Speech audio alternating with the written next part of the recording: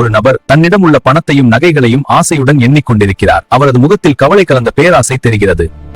இந்த பணமும் நகையும் என்னை அப்படியே இழுக்குது. இவ்வளவு சேர்த்துட்டேன், ஆனா மனசு நிம்பத்தாது. இது போதாது, இந்த ஆசை என்ன கொன்னுடும் போல. அல்லாஹ் நமக்கு தந்த செல்வத்தில் ஒரு பகுதியை ஜகாத்தாக கொடுக்க நாம் ஏன் இவ்வளவு யோசிக்கிறோம்?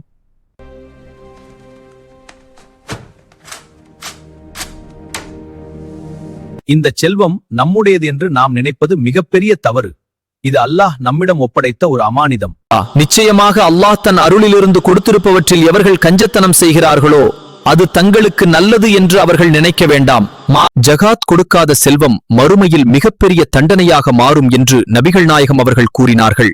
இது போன்ற செல்வங்களை சேர்க்காதீர். நபிகள் நாயகம் அவர்கள் கூறினார்கள், அது மறுமையில் ஒரு நச்சு பாம்பாக மாறி அவர்களை துன்புறுத்தும்.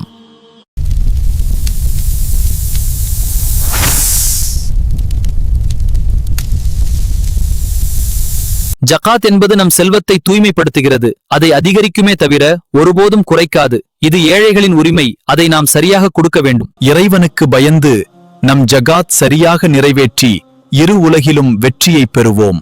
ஆமீன். இந்த வீடியோ உங்களுக்கு பிடித்திருந்தால் உங்கள் நண்பர்களுடன் பகிருங்கள். இது போன்ற வரலாற்று தகவல்களுக்கு நமது சேனலை சப்ஸ்கிரைப் செய்யுங்கள்.